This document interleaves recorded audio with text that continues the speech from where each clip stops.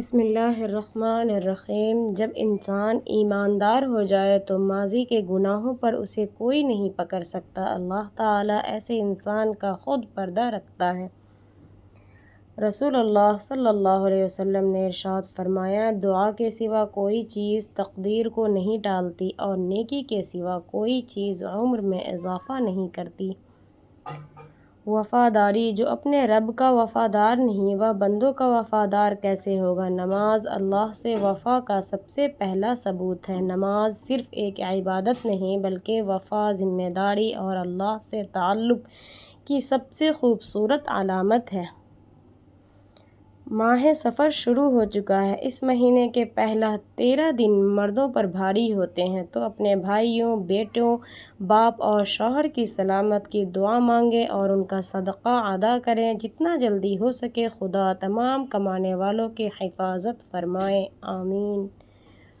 اے اللہ، میرے دل کو اپنی یاد سے آباد رکھ، میرے ایمان کو مضبوط فرما، میرے گناہوں کو معاف فرما، میری زندگی میں خیر و برکت عطا فرما اور مجھے ہمیشہ اپنی رضا والے راستے پر قائم رکھ، آمین یا رب العالمین۔ دو چیزیں بڑی اہم ہیں، اللہ کا ڈر اور اللہ کا در۔ جس کو یہ دو نعمتیں نصیب ہو گئی سمجھو وہ کامیاب ہو گیا۔ انسانوں سے شکوہ کرنے سے دل کبھی ہلکا نہیں ہوتا، چاہے ماضی کی کوئی تکلیف دہ کہانی ہو، کوئی ٹوٹا ہوا خواب ہو یا دل کا کوئی گہرا بوجھ۔ لوگوں کو بتانے سے صرف تماشا بنتا ہے، اپنے دل کا حال صرف اس رب کو بتائیں جو دلوں کے ٹوٹنے کی آواز بھی سنتا ہے اور انہیں سنبھالتا بھی ہے۔ بے شک اے اللہ، ہماری قسمت کا سب سے خوبصورت فیصلہ وہ بنا دے جس کے بعد ہم ہر سجدے میں صرف تیرا شکر ادا کریں۔ ہمارے دلوں کو سکون، گھروں کو برکت، والدین کو صحت اور ہماری دعاؤں کو قبولیت عطا فرما، آمین یا رب العالمین۔ ایمان، اصل طاقت یہ نہیں کہ انسان سب کچھ سنبھالے رکھے، بلکہ یہ ہے کہ انسان گھٹنے ٹیک کر کہے، یا اللہ میں نہیں کر سکتا لیکن آپ کر سکتے ہیں، بس وہیں سے ایمان کا آغاز ہوتا ہے۔ دعا کی قبولیت، دعا رد نہیں ہوتی۔ اللہ یا تو وہ دیتا ہے جو تم مانگتے ہو یا پھر وہ دیتا ہے جو تمہارے لیے بہتر ہوتا ہے۔ ان کے فیصلوں پر یقین رکھنا سیکھو۔ رسول اللہ صلی اللہ علیہ وسلم نے فرمایا، صفیں سیدھی رکھو ورنہ دلوں میں اختلاف پیدا ہو جائے گا۔ اللہ تعالیٰ اور فرشتے پہلی صف والوں پر رحمت اور دعا کرتے ہیں۔ باہمی ہمدردی کا قحط، جب کسی رشتے میں ایک دوسرے کی تکلیف کو ڈرامہ یا ضرورت سے زیادہ حساسیت سمجھا جانے لگے تو وہاں سے محبت اور احترام کا جنازہ نکل جاتا ہے۔ اذان کی آواز پر لبیک کہا کرو، کیونکہ اس آواز پر لبیک کہنے والوں کو اللہ کبھی گرنے نہیں دیتا۔ کسی کے خلوص کا فائدہ اٹھانا کامیابی نہیں بلکہ آپ کی اپنی شخصیت کی ہار ہے۔ خدا کی لاٹھی بے آواز ہے، کسی کا دل دکھا کر آپ کبھی سکون نہیں پا سکتے، کیونکہ مکافات عمل سے کوئی نہیں بچ سکتا۔ میرا دل کہتا ہے ایک دن اللہ ایسی خوشی عطا کرے گا کہ سارے صبر کی قیمت ادا ہو جائے گی۔ حضرت عمر کا ایک واقعہ، ایک عورت رات کے وقت اکیلی جا رہی تھی۔ حضرت عمر رضی اللہ عنہ نے بھیس بدل کر پوچھا کہ رات کے وقت اکیلی کیوں جا رہی ہو؟ آپ کو ڈر نہیں لگ رہا کیا؟ عورت کہنے لگی، یا تو عمر کا انتقال ہو گیا ہے یا آپ خود عمر ہو، ورنہ عمر رضی اللہ عنہ کے ہوتے ہوئے کسی میں اتنی جرأت نہیں کہ وہ راہ چلتی عورت سے سوال کر سکے۔ جب زہریلے لوگوں کو احساس ہوتا ہے کہ وہ تمہیں کنٹرول نہیں کر سکتے تو ان کا اگلا وار یہ ہوتا ہے کہ وہ دوسروں کی نظر میں تمہاری عزت خراب کر کے تمہیں تکلیف پہنچاتے ہیں۔ وہ باتوں کو توڑ مروڑ کر پیش کریں گے، خود کو مظلوم ثابت کریں گے اور دوسروں کو قائل کریں گے کہ مسئلہ تم ہو، بس اس لیے ان کا کنٹرول تم پر سے ختم ہو گیا ہے۔ جہاں شکر ہوتا ہے وہاں برکتیں خود چل کر آتی ہیں۔ سوچ سمجھ کر زندگی گزارو، کیونکہ جو آج مٹی کے اوپر کرو گے کل مٹی کے نیچے اس کا حساب بھی دینا پڑے گا۔ جو دکھ تمہیں اللہ کے قریب کر دے وہ در حقیقت دکھ نہیں بلکہ ایک نعمت ہے۔ زندگی کی ہر ٹھوکر یہی احساس دلاتی ہے کہ اے اللہ تیرے سوا میرا کوئی نہیں۔ رسول اللہ صلی اللہ علیہ وسلم نے فرمایا، جس نے سورہ بقرہ کی 2 آخری آیتیں رات میں پڑھ لیں وہ اسے ہر آفت سے بچانے کے لیے کافی ہو جائے گی۔ حضور نبی کریم صلی اللہ علیہ وسلم کا فرمان ہے، سب سے زیادہ عقل مند وہ مومن ہے جو موت کو کثرت سے یاد کرے اور اس کے لیے اچھے طریقے پر تیاری کرے۔ یہی حقیقی عقل مند لوگ ہیں۔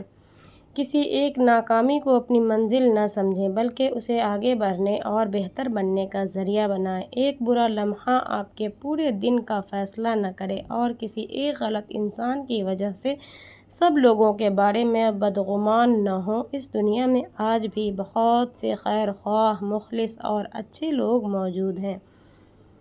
رسول اللہ صلی اللہ علیہ وسلم نے فرمایا، جو شخص لڑکیوں کی پرورش سے دوچار ہو پھر ان کی پرورش سے آنے والی مصیبتوں پر صبر کرے تو یہ سب لڑکیاں ان کے لیے جہنم سے آر بنیں گی۔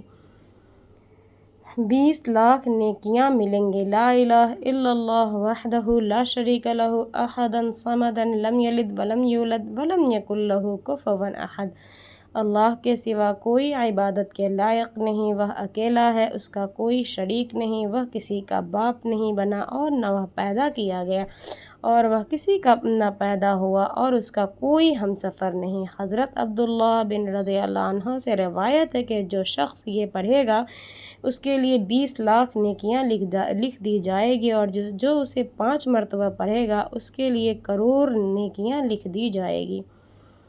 صاف نیت اور خوبصورت دل رکھنے والے آپ کو کبھی پچھتاوا نہیں ہوگا، کیونکہ خلوص، محبت اور بھلائی کبھی رائیگاں نہیں جاتی۔ ہو سکتا ہے کچھ لوگ آپ کی نیکی کی قدر نہ کریں، آپ کے اخلاص کو نہ سمجھیں، لیکن اچھائی کا اپنا ایک راستہ ہوتا ہے۔ جو خیر آپ دوسروں کے لیے کرتے ہیں وہ کسی نہ کسی شکل میں آپ کی زندگی میں واپس ضرور آتی ہے۔ اس لیے دل کو صاف رکھیں، نیت کو خوبصورت رکھیں اور لوگوں کے رویوں کی وجہ سے اپنی اچھائی کو کبھی مت بدلیں، کیونکہ اصل خوبصورتی چہرے کی نہیں، دل کی پاکیزگی اور کردار کی ہوتی ہے۔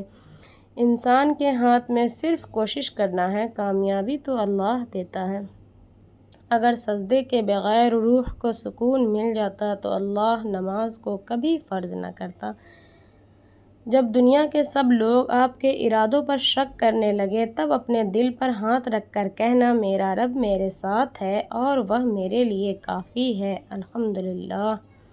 رسول اللہ صلی اللہ علیہ وسلم نے فرمایا، جو 50 بار بیت اللہ کا طواف کرے وہ گناہوں سے ایسے پاک ہو جاتا ہے جیسے آج ہی پیدا ہوا ہو۔ ماشاءاللہ۔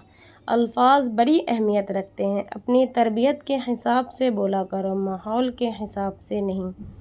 رسول اللہ صلی اللہ علیہ وسلم نے فرمایا، اپنی مجلسوں میں مجھے کثرت سے یاد کیا کرو کیونکہ تمہارا درود مجھ تک پہنچایا جاتا ہے۔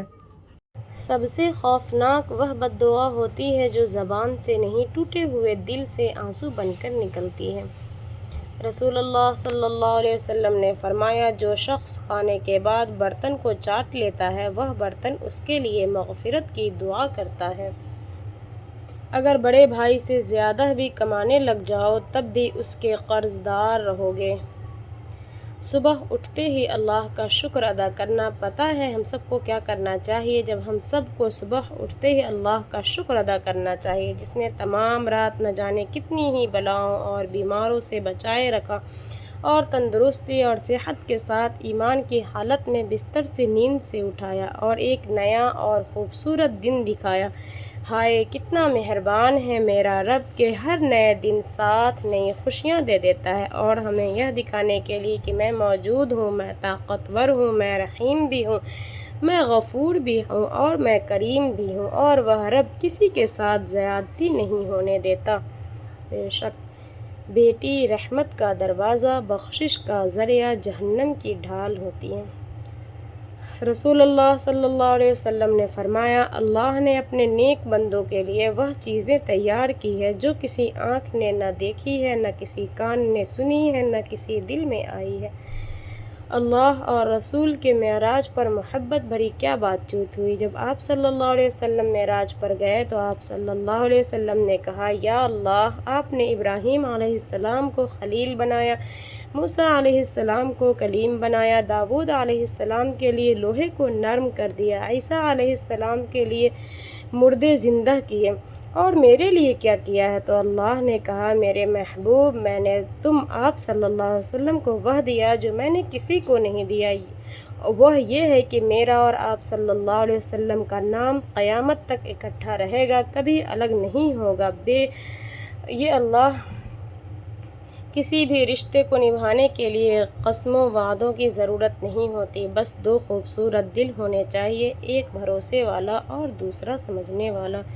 ہزاروں اچھائیوں کی کوئی رسید نہیں ہوتی، مگر ایک غلطی کا پورا حساب رکھا جاتا ہے۔